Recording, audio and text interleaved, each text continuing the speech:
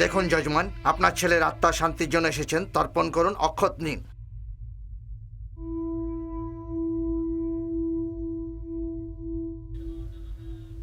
এবার বলুন, মম পুত্রায় স্বর্গম প্রাপ্তিম রস্তু।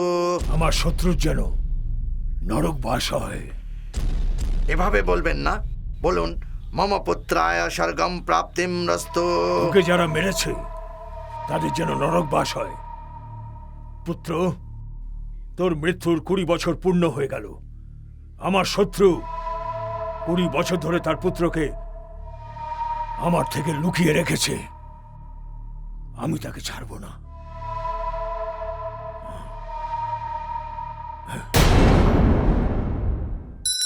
দেবী মা, আমার রাজু যেন শীঘ্র ঘরে ফিরে আসে। আমি আপনার মাথায় রূপোর মুকুট পর।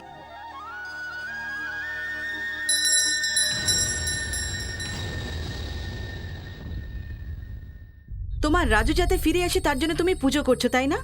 কিন্তু আমি দিনের পর দিন অপেক্ষা করছি।